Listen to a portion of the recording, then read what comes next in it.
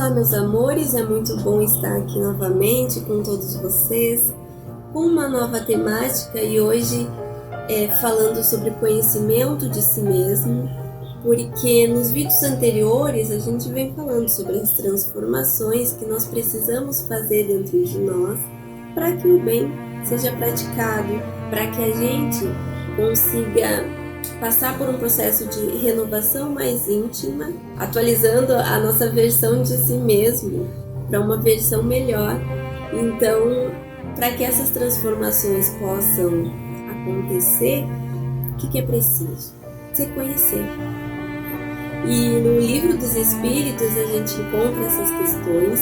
Allan Kardec pergunta para os irmãos da espiritualidade qual seria o meio mais eficaz para melhorar a si mesmo.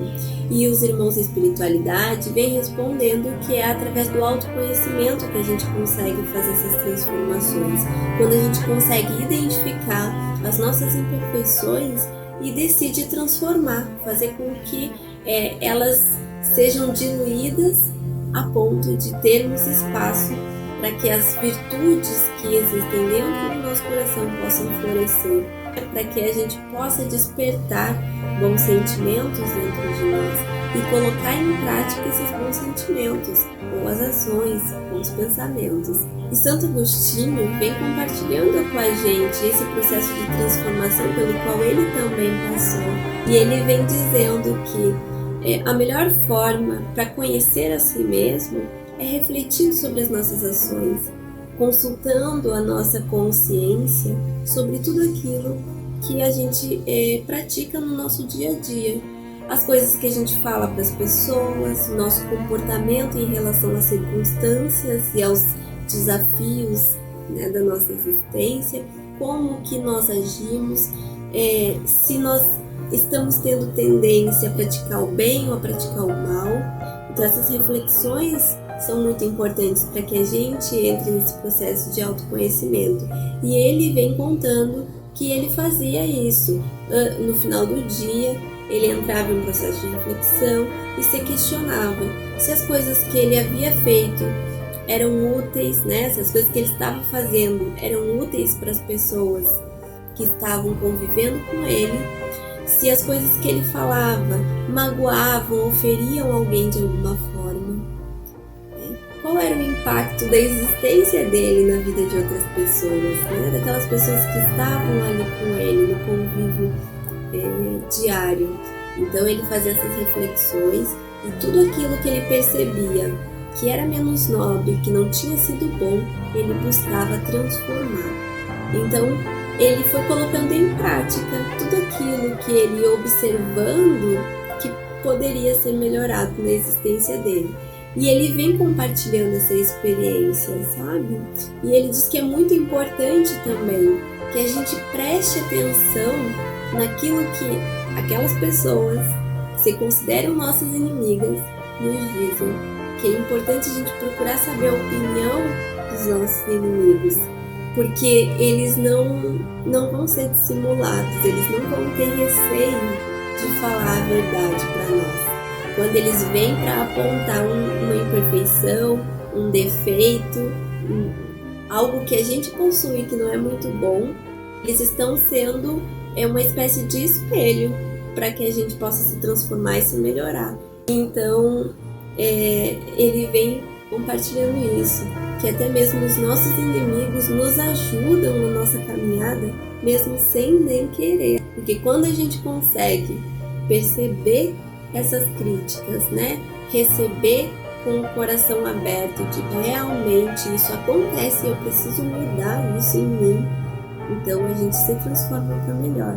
Então até mesmo os nossos inimigos são grandes contribuintes nessa nossa caminhada. É só a gente ter um olhar mais delicado, mais sensível para perceber o quanto eles são importantes e o quanto eles nos ajudam nesse processo de evolução. E Santo Agostinho vem nos falando sobre essa questão, onde ele diz que é muito importante a gente explorar as nossas más tendências e perceber tudo aquilo que nós somos capazes de fazer, tanto para o bem quanto para o mal, quais são as nossas potencialidades. que a gente pode transformar nos nossos dias, quais são as ações que eu ainda consigo melhorar um pouquinho mais, porque essas transformações elas acontecem de uma forma muito lenta. A gente vai percebendo uma coisinha aqui, outra coisinha ali, e como a gente acaba criando hábitos em relação às nossas atitudes, ao nosso comportamento, até mesmo ao nosso ponto de vista, né, em relação à nossa existência e a tudo que nos cerca, fica muito mais fácil de transformar quando a gente consegue perceber onde estão as questões que devem ser melhoradas. Outra contribuição muito rica da espiritualidade em relação a esse tema foi trazida por Joana de Ângeles, através da psicografia pelo médium Divaldo Franco. E no livro Responde tem a seguinte questão: muitas vezes nossos hábitos são tão automáticos que sequer os percebemos. Como proceder para a renovação dos mesmos? O que a gente pode fazer para renovar os nossos hábitos? E Joana, ela vem respondendo essa questão, assim como tantas outras, e ela vem dizendo que a renovação é algo que deve acontecer de uma forma muito urgente dentro de nós, porque nós ainda carregamos sentimentos muito enraizados, sentimentos menos nobres ainda muito enraizados.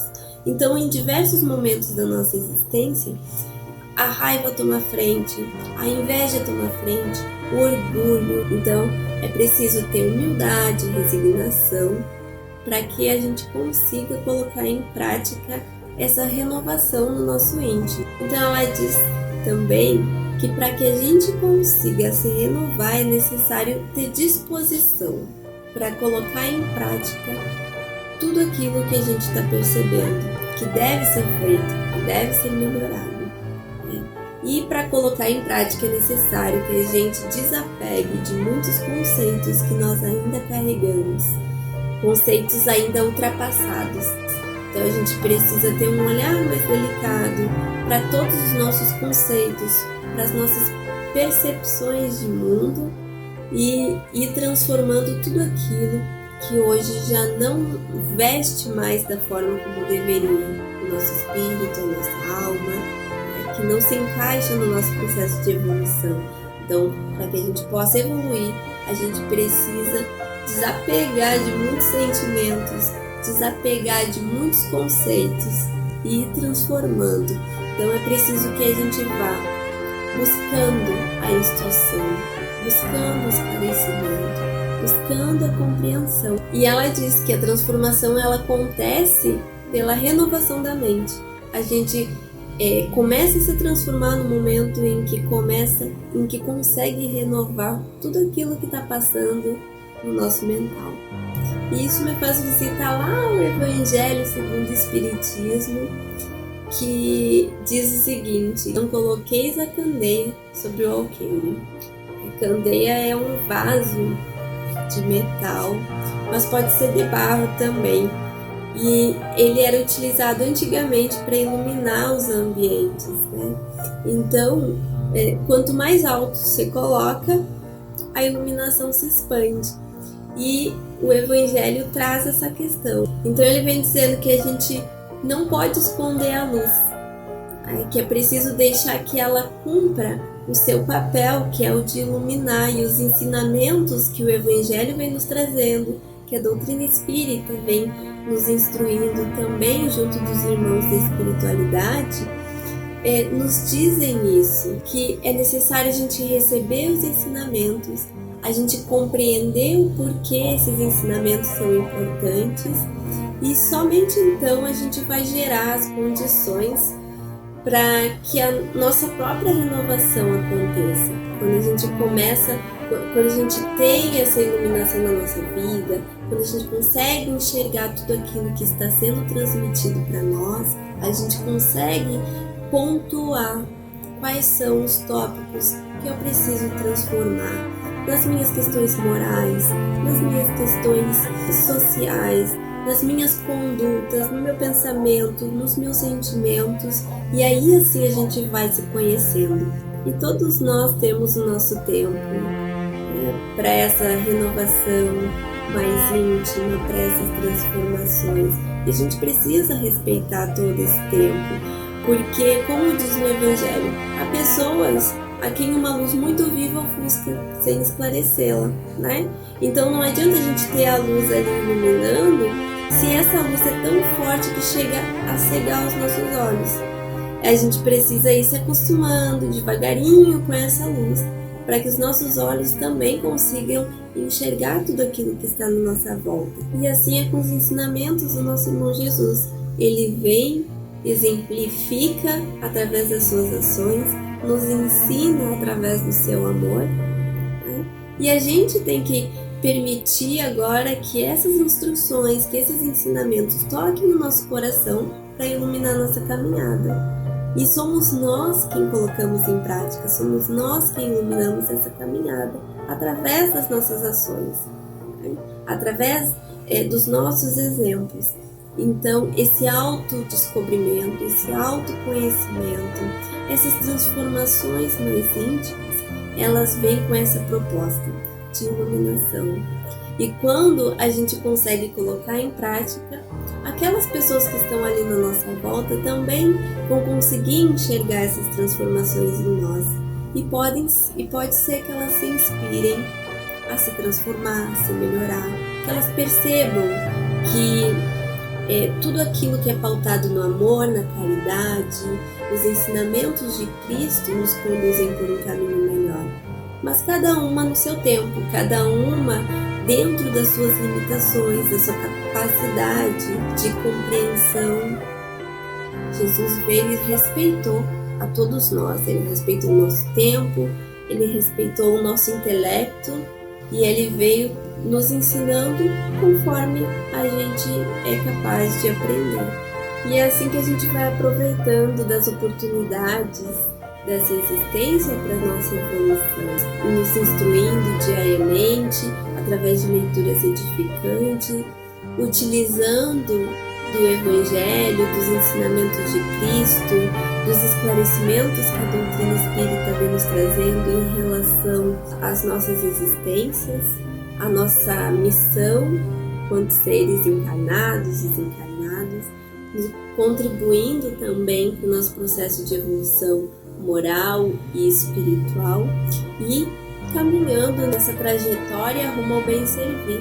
Então o estudo de hoje foi isso, eu espero que todos tenham gostado, que nós possamos ampliar ainda mais a nossa consciência, ter um despertar muito mais intenso das nossas virtudes, sempre praticando o bem, sempre dentro dos ensinamentos de Jesus. Que os bons espíritos estejam com todos vocês, muita paz e muita luz em seus lares e corações, e até o próximo estudo.